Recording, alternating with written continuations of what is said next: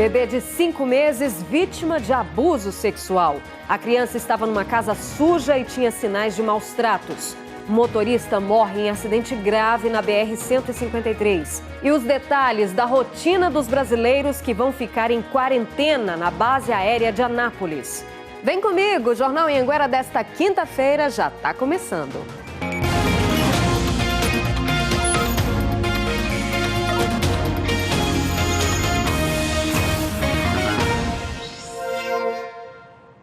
Olá, boa noite, obrigada pela companhia. Foram divulgados hoje à tarde os detalhes sobre a rotina dos brasileiros que vão chegar em Anápolis nesse fim de semana para cumprir o período de quarentena. A Marina Demore acompanhou. Marina, a primeira informação que a gente tem é que os voos vão chegar mais tarde que o previsto, é isso mesmo? Boa noite para você.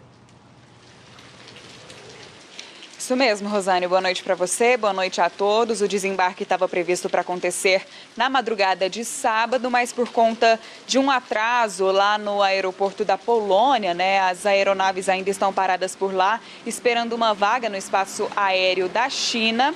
Esse desembarque deve acontecer, então, no sábado à noite ou na madrugada de domingo. Durante essa coletiva que aconteceu hoje à tarde, representantes da Anvisa e da Força Aérea Brasileira deram detalhes de como vai ser essa rotina dos repatriados aqui em Anápolis. Vamos ver. Nós estamos recebendo famílias, núcleos familiares até grandes, tem uma família que vem com 5 pessoas. Então, por exemplo, reservamos para esta família 2 aposentos, 2 quartos contíguos, Nós temos, por hora, 2 mães vindo com filhos pequenos, na faixa de 1 ano, 2 anos. Então, terá lá uma cama-box para a mãe, um berço para a criança. Não é necessário o uso de máscaras dentro do quarto. Ao sair do quarto, eles devem sim utilizar máscaras cirúrgicas, que são as máscaras comuns, para andar, e para as refeições. As refeições vão ser servidas fora do quarto, vai ter todo um buffet servido, tudo com muito cuidado, muito carinho. Olha, além desses 34 repatriados, as equipes médicas e também a tripulação dos voos vão ficar na quarentena, vão ficar aqui em Anápolis durante os 18 dias de quarentena, mas em áreas separadas. Essas equipes médicas embarcaram nos aviões que estão a caminho de Wuhan para buscar os brasileiros e hoje o Ministério da Defesa postou um vídeo nas redes sociais mostrando como é que são essas aeronaves por dentro. Elas estão preparadas para fazer qualquer atendimento caso seja necessário. Vamos ver. Que são 2 macas improvisadas na aeronave. Eles ficarão alojados aqui, tendo todo o acompanhamento aí dos médicos da Força Aérea. Podem ver que ali é um ambiente isolado, certo? Conforme normas de segurança internacionais e tendo todo o acompanhamento aí de especialistas das forças nesse tipo de situação. Foi confirmada também a vinda amanhã dos ministros da Defesa, da Saúde e de Relações Exteriores para uma última vistoria junto com autoridades locais da base aérea e dos hotéis de trânsito, onde vão ficar então os repatriados durante esses 18 dias de quarentena aqui em Anápolis. Rosane. Obrigada, Marina. E a polícia investiga um possível caso de estupro de um bebê de apenas 5 meses em Santa Helena, no sudoeste do estado. A casa pode ser um ponto de venda de drogas e o local estava em péssimas condições de higiene.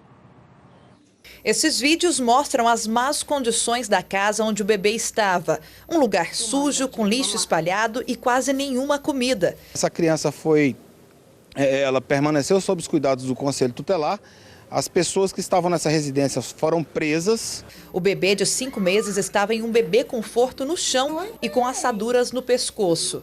Uma residência muito suja, cheio de acúmulos de sujeira. O bebê foi trazido para a unidade de pronto atendimento de Santa Helena, onde uma médica apontou que o bebê poderia ter sido abusado sexualmente. Isso deve ser confirmado com o resultado de novos exames que ficam prontos em cerca de 3 dias.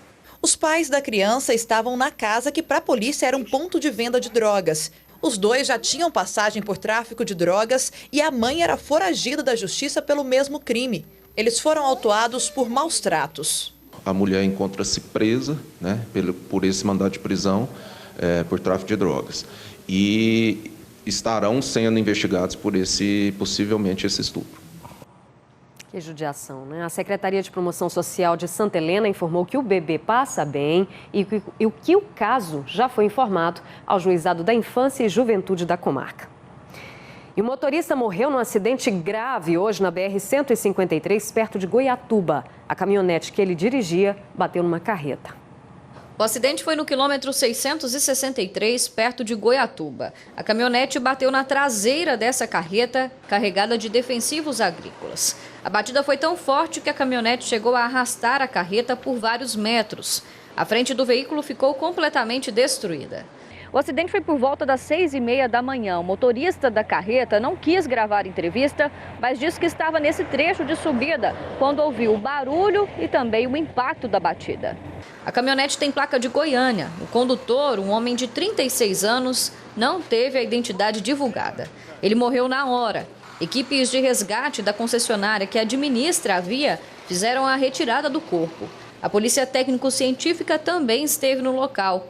Por conta da batida, parte da pista foi interditada pela Polícia Rodoviária Federal. Uma longa fila de veículos se formou na BR. Depois da retirada do corpo e também do veículo, o trânsito foi liberado e agora segue sem interdição. A vítima foi identificada como João Carlos Nunes Costa. João era clínico geral do Hospital de Urgências de Goiânia e também da concessionária que administra a BR-153. O Hugo e a concessionária divulgaram notas de pesar pelo falecimento dele. 2 homens morreram em um confronto com a polícia na zona rural de Buriti Alegre. Eles são suspeitos de participar daquele assalto a uma agência bancária que nós mostramos na segunda-feira aqui, lembra? Um terceiro homem foi preso. O Emerson Ferreira tem mais informações para a gente. Boa noite, Emerson.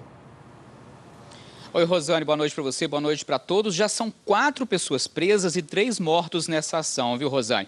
O último preso, ele foi preso ontem em Caldas Novas. Segundo a polícia, ele seria o mentor dessa organização criminosa que pretendia explodir essa agência bancária lá em Buriti Alegre, viu? Com ele, a polícia prendeu uma arma e explosivos. Outros 2 suspeitos foram, em um confronto, acabaram morrendo em um confronto com a polícia na zona rural de Buriti Alegre. Um fazendeiro viu uma dupla rondando a propriedade, chamou a polícia, houve troca de tiros, esses 2 suspeitos acabaram morrendo. Na madrugada de terça-feira, um terceiro suspeito acabou morrendo aí após a troca de tiros com a polícia, isso ainda bem perto da região central lá de Buriti. Houve troca de tiros aí após esse grupo, né, tentar assaltar essa agência bancária lá em Buriti. Segundo a polícia, era por volta de 3 da madrugada de terça-feira, quando esses suspeitos tentaram arrombar essa agência. Nenhum valor foi levado, Rosane. Tá ok, obrigada pelas informações, Emerson. Agora vamos lá para Catalão, porque 8 dias depois do temporal que caiu lá na cidade, vários pontos ainda precisam ser recuperados. Jonathan Moreira está ao vivo com a gente, porque depois do susto da semana passada, né, Jonathan, ainda continua chovendo muito por aí. Como é que está a situação por aí? Boa noite para você. Oi, Rosane, boa noite para você e para todos que estão nos assistindo. Neste momento, inclusive, está chovendo aqui na cidade. Estou aqui de capa de chuva, numa expressão que os goianos conhecem bem, parecendo um pintinho no lixo. Mas vale a pena. Ô, Rosane, a situação aqui é de chuva. Ontem à noite choveu bastante, aproximadamente 72 milímetros, aquilo que é esperado para 5 dias de chuva durante o mês de fevereiro. É muita água, mas não se compara nem de longe com aquela situação que nós vivenciamos na semana passada aqui na cidade. Um temporal caiu aqui na cidade, 3 represas se romperam e outras transbordaram. E com isso, o Ribeirão Pirapitinga, o córrego Pirapitinga, que corta a região central da cidade, transbordou, não aguentou o volume da água. Com isso, muitas medidas precisaram ser tomadas. A prefeitura levantou várias frentes de serviço. Uma delas está na instalação de dutos de prevenção lá na represa do Clube do Povo, para evitar que essa represa se rompa ou transborde. E outra frente de serviço vai ser logo instalada aqui neste ponto onde nós estamos. Vou pedir ao nosso cinegrafista para mostrar a situação aqui do córrego Pirapitinga, neste ponto aqui. Se você olhar aí, Rosane, olha só a situação aqui das paredes da marginal do córrego Pirapitinga nesta altura. Vou pedir ao nosso cinegrafista também para mostrar aqui, do outro lado, fica o terminal onde ficou interditado por algumas horas. Acima daquele terminal, aproximadamente 1,5 km ou 2, está a represa do Clube do Povo. Nós seguimos aqui acompanhando, Rosane, essa situação aqui em Catalão, porque a previsão é de chuva até domingo e todo alerta nesse caso é necessário para a gente acompanhar. Qualquer novidade, eu volto a te chamar. Nossa, estragou muito mesmo, Jonathan. Muito obrigada, viu? Agora de Catalão para Lusiânia, porque a chuva aumenta e aí vem um problema que vem se agravando, que é a falta de manutenção, né? Na verdade é o seguinte... Antes de chamar a Lusiânia para contar do problema da chuva lá que teve um temporal forte, quero chamar a sua atenção para ver um problema que está acontecendo lá na região sudoeste do estado. A GO 184 está cheia de buracos, sem sinalização, sem acostamento. A rodovia liga Goiás aos estados de São Paulo e Mato Grosso do Sul. E é claro, gente, é uma rodovia importante para o escoamento da produção agrícola. Dá uma olhada. Esse zigue-zague dos veículos é uma imagem muito comum na GO 184, resultado de tantos buracos. Com a chegada das chuvas de verão, a situação se agrava. As condições precárias da estrada atrasam a viagem dos caminhoneiros. Tá feio o negócio, tá bem feio mesmo. Tem buraco aí, cabe um caminhão dentro. Mas... E atrasa a viagem de vocês? Bastante. De Itajá pra cá vai atrasar aí umas 4 horas a viagem. Nesse trecho, por exemplo, além do recapeamento, falta sinalização e também acostamento. Essa é a realidade da GO 184, importante estrada do interior goiano que liga Goiás a Mato Grosso do Sul e São Paulo. Em alguns trechos, o barro toma conta. Em outros pontos, não existe acostamento. Entre Serranópolis e Aporé, falta todo tipo de sinalização nas laterais da estrada. Insegurança para quem conhece e medo para quem nunca passou pelo trecho. Aqui tá uma calamidade, hein? Um abandono só, né? Perigo danado. Além de quebrar o caminhão, ainda bater num aí que você tem que desviar dos buracos.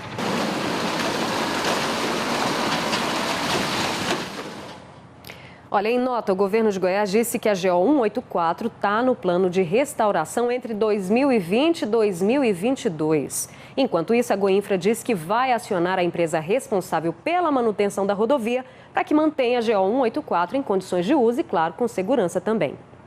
Agora sim a gente vai para Lusiânia porque um temporal na noite de ontem causou vários estragos lá na região do entorno. A água invadiu casas em Cristalina e Lusiânia também.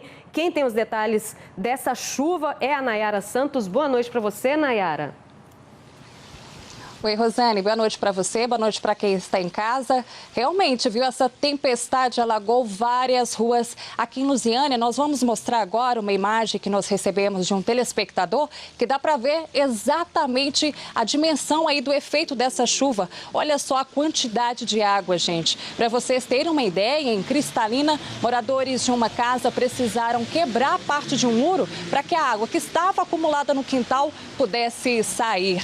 Um motociclista de 52 anos foi levado pela enxurrada de cerca de 400 milímetros, segundo o Corpo de Bombeiros. Por sorte, ele não se feriu, mas acabou perdendo aí os documentos. E tem mais previsão de chuva para essa noite, viu? 70% de chance da chuva vir completa, com trovoadas, rajadas e muitos ventos fortes. Só de precipitação de chuva são 45 milímetros, muita água ainda para cair, viu, Rosane? Tá certo, obrigada, viu, pelas informações. Vamos mudar de assunto? Pela Copa do Brasil, o Atlético entra em campo daqui a pouquinho contra a União Rondonópolis, em Mato Grosso. Ontem, o Goiás confirmou o favoritismo diante do Fast Clube. O Goiás só engrenou no segundo tempo, principalmente com a entrada do meia Marcinho. Ele deu passe para o Daniel Bessa abrir o placar sobre o Fast, na Arena da Amazônia. O próprio Marcinho ainda marcou o segundo e fechou o placar. 2-0 Goiás e classificação. A segunda fase da Copa do Brasil garantida. O próximo adversário é o Santo André, do interior de São Paulo. Hoje tem mais goiano na Copa do Brasil. O Atlético estreia na competição, também fora de casa, contra o União, em Rondonópolis, no Mato Grosso. O Dragão tem a vantagem do empate para avançar à próxima fase, mas deixou Goiânia com as barbas de molho. A partida é às 9h30 da noite. Se ajeite então e cuidado, professor. A equipe está jogando em casa, isso mobiliza. A Copa do Brasil é uma competição importante, mas nós estamos preparados para ir lá e fazer um bom jogo. Nós temos lá uma missão, chegar lá e passar de fase. E a seguir, o aumento no número de vagas de estágios nas empresas. Voltamos já.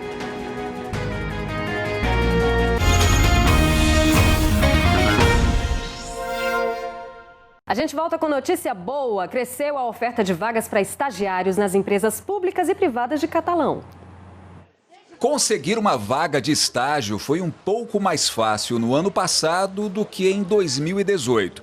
Foi o que mostrou o balanço anual do IEL, o instituto que faz o encaminhamento dos estudantes para as empresas. Os números mostram um aumento de cerca de 20% no preenchimento de vagas. Foram 1.050 vagas preenchidas no ano passado, 170 a mais que em 2018. Para o gerente de negócios da regional do IEL em Catalão, o aumento na oferta de vagas no ano passado teve a ver com uma reação na economia. O início do aquecimento da economia, melhor dessa economia, está impulsionando a contratação de estagiário pelas empresas, órgãos governamentais. Quem está matriculado em escolas de nível superior e médio precisa passar por um estágio supervisionado para concluir o curso. O Inter está aqui no IEL e ele está cursando o terceiro período de pedagogia, e hoje ele está aqui para assinar o contrato. O Inter, ele até conseguiu um estágio mais cedo do que é de costume, né, Inter? Isso, conseguiu o estágio e estou muito feliz. Quem está à procura de experiência no mercado de trabalho sabe o quanto o estágio é importante para o início da carreira. A Aline ajuda a Cíntia a cuidar da vida escolar de quase 300 alunos matriculados aqui no Senai de Catalão. Estou tendo a oportunidade de conhecer também essa parte da gestão, entender como é que funciona a organização dos horários, das turmas. E o estágio é bom para os dois lados. Eu tenho certeza que a porta nossa também está aberta para futuras contratações. Ele pode ser um funcionário futuramente. Nossa imagem do dia vem de Jataí. Um periquitinho ficou preso, gente, na fiação elétrica. Uma equipe da Enel foi chamada e depois de alguns minutos conseguiu fazer o resgate. O periquitinho foi solto sem nenhum machucado. Ainda bem, né, gente? Boa noite para vocês. Um beijo, um cheiro, gente.